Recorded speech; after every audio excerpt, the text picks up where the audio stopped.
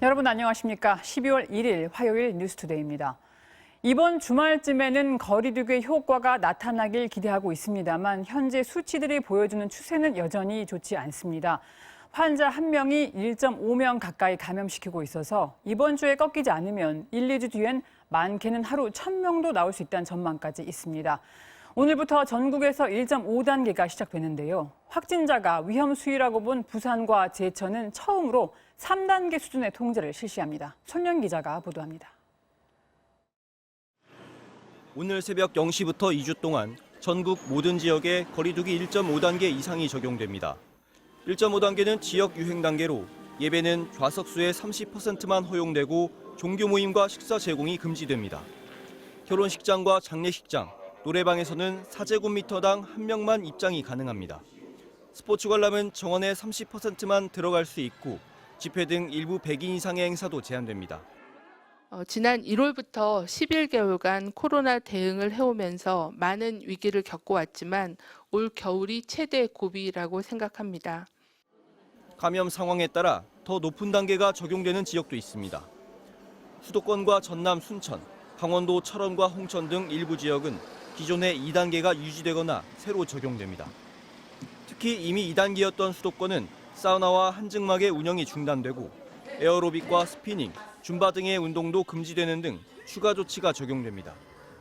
최근 확진자가 급증한 부산과 충북 제천의 경우 모레 수능 때까지 3단계 수준으로 강화하기로 했습니다. 방역당국은 이대로의 추세라면 1, 2주 뒤에는 하루 확진자가 1,000명에 달할 수도 있다고 예상했습니다.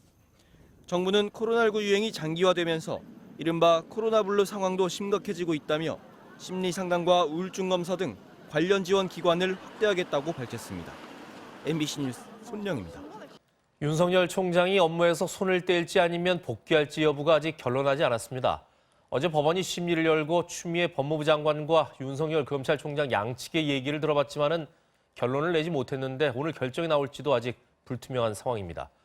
결국 내일로 예정돼 있는 윤 총장에 대한 징계위원회에 더욱 관심이 쏠리게 됐습니다. 곽동건 기자입니다. 서울행정법원 재판부는 어제 윤석열 검찰총장의 직무 배제 정지 신청에 대한 심리를 진행했지만 결론을 내리진 못했습니다. 추미애 법무부 장관과 윤석열 검찰총장 측 대리인들은 법정에 나와 치열한 법리 공방을 벌였습니다. 핵심 쟁점은 검찰총장의 직무 배제에 따라 윤 총장에게 돌이킬 수 없는 손해가 생겼는지 여부였습니다.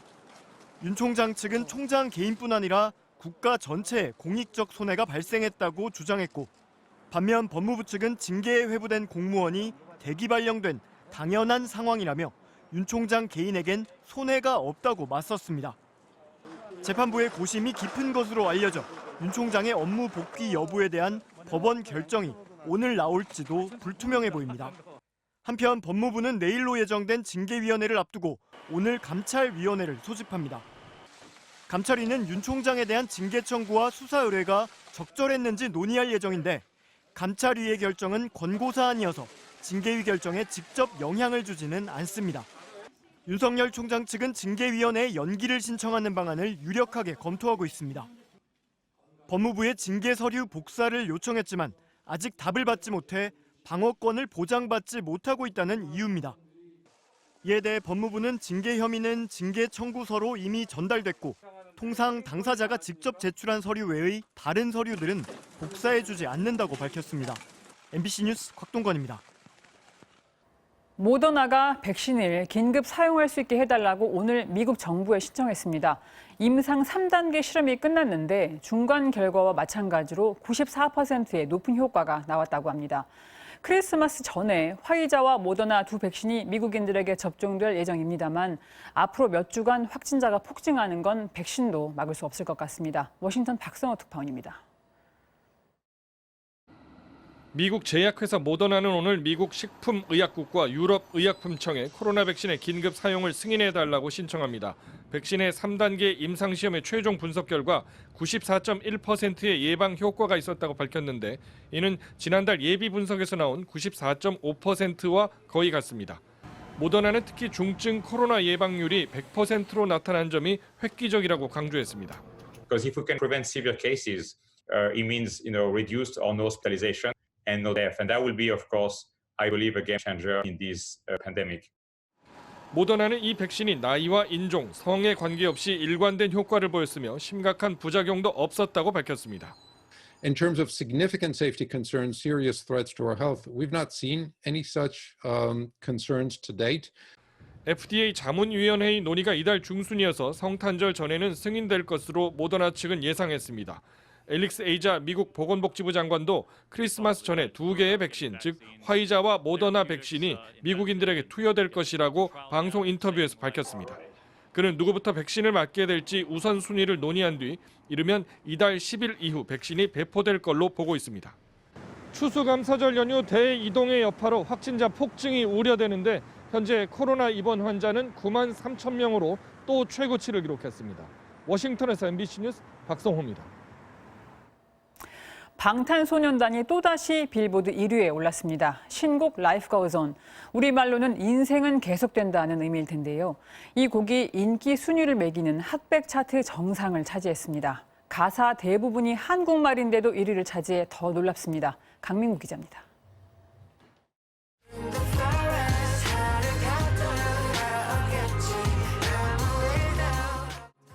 빌보드는 현지 시간 11월 30일 방탄소년단 신곡 라이프 고스 온이 빌보드 메인 싱글 차트인 핫 100 1위에 올랐다고 밝혔습니다. 라이프 고스 온은 방탄소년단이 지난달 20일 발매한 새 미니 앨범 B의 타이틀곡으로 후렴을 제외한 대부분의 파트가 한국어입니다. 핫 100 차트는 미국 전 장르 스트리밍과 라디오 방송, 판매 자료를 종합해 추리는 것으로 이 차트에서 한국어 가사곡이 1위에 오른 것은 차트 62년 역사상 이번이 처음입니다. 방탄소년단은 앞서 지난 8월 발매한 영어 싱글 다이너마이트가 한국 가수 최초로 핫 100 정상에 오른 바 있습니다. 지난 10월에도 방탄소년단이 피처링에 참여한 제이슨 데룰로의 세비지 러브 리믹스 버전이 핫 100 1위를 기록했습니다. 다이너마이트와 세비지 러브 리믹스에 이어 라이프 고스 온까지 최근 발표하거나 참여한 3곡이 연속해 핫 100 1위를 달성한 겁니다. 빌보드는 이 기록을 두고 1964년 2달여 동안 3번의 1위를 차지했던 비틀즈 이래 가장 빠르게 3번의 1위를 기록한 것이라고 평가했습니다. MBC 뉴스 강민구입니다. 전 씨에 대한 이번 판결은 5.18 당시 계엄군의 헬기 사격을 법정에서 처음으로 사실로 인정했다는 점에서도 주목할 만합니다. 자기방어 차원에서 어쩔 수 없이 발포했다는 친군부의 주장은 설득력을 잃게 됐고 최초 발포 명령자와 5.18 진상규명을 위해서도 중요한 의미를 갖게 됐습니다. 공윤선 기자입니다. 가장 큰 쟁점이었던 헬기 사격 여부. 재판부가 주목한 증거는 1980년 5월 헬기 사격을 직접 목격한 시민들의 증언이었습니다. 위에서 아래로 쐈어요, 그냥. 그 사람들한테 쐈어요. 누가 봐도 사람한테 쏘는 거예요. 탕탕탕 쏜 겁니까? 따다다다 쐈죠, 따다다다. 1989년 고 조비오 신부의 국회 증언과 거의 일맥상통합니다. 헬리콥터에서 그 불이 반짝 한 그러니까 육안으로 볼 때는 한 1m 정도라 될까 혹은. 재판부는 목격자들의 증언이 신빙성이 높다고 판단했습니다. 총소리를 표현하는 과정이 자연스럽고 진술하면서 그림으로 표현한 헬기가 당시 발포를 한 것으로 보이는 500MD와 부합한다며 실제로 헬기 사격을 목격했다고 인정한 겁니다. 그러면서 군 관련 문서들과 국과수 감정 결과 등에 비추어 봤을 때 1980년 5월 21일과 27일 위협 이상의 헬기 사격이 있었음이 인정된다고 밝혔습니다. 또 5.18 당시 전 씨의 지위, 행위 등을 종합하면 전 씨가 헬기 사격이 있었음을 인식하면서도 회고록을 작성했다며 이건 명예훼손에 해당한다고 명시했습니다. 그동안 자기방어 차원에서 발포했다고 한 전 씨 등 계엄군 측의 주장을 형사법적으로 타당하지 않다고 결론을 내린 겁니다. 헬기 사격은 특히 사전에 치밀하게 계획을 세워 준비할 필요가 있는 만큼 어쩔 수 없이 발포했다는 신군부의 주장은 설득력을 잃게 됩니다. 어떤 방어에 의해서 자기들이 시민들에게 발포를 했다고 그랬는데 헬기에서 사격이 있었다고 하는 것은 그것은 시민들을 대상으로 해서 학살을 아주 자행한 거죠. 5월단체 등은 헬기 사격이 사실로 판명난 만큼 5.18 진상규명위원회가 최초 발포 명령자 등 실체적 진실을 밝히는 데 속도를 내야 한다고 강조했습니다. MBC 뉴스 공윤선입니다.